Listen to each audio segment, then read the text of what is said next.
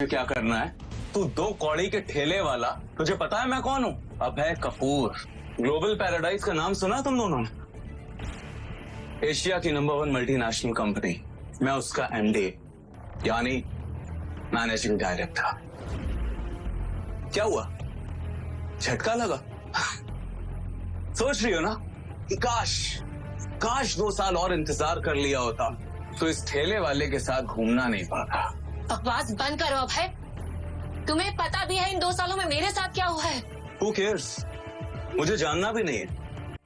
और ये मगरमच्छ के आंसू टपकाने का कोई फायदा नहीं। अब ये ठेले वाला ही तुम्हारा पति है और यही तुम्हारी औकात है। जी भरकर दृष्टि को जलील करने के बाद अभय वहां से चला तो गया, लेकिन उसने दृष्टि के दिल को चोटिल कर दिया था।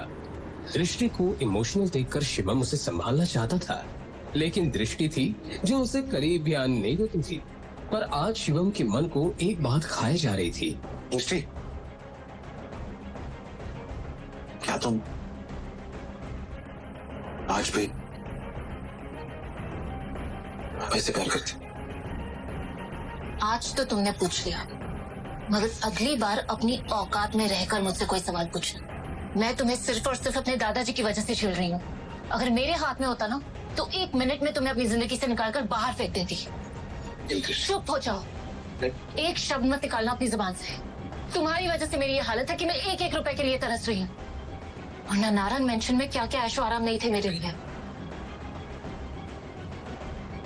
ये सुनकर शिवम चुप हो गया और उसने मन ही मन अपने आप से कहा, तुम फिक्र मत करो दृष्टि, जिस दिन मेरी असली सच्चाई सारी दुनिया के सामने आएगी उस दिन सबके पैरों तले जमीन खिसक जाएगी। तब मैं दुनिया के सारे ऐशो आराम तो क्या, सारे चांद तारे भी तुम्हारे कदमों में बिछा दूंगा। ये मेरा वादा है। शादी के 1 हफ्ते बाद भवानी नारंग की मृत्यु हो गई।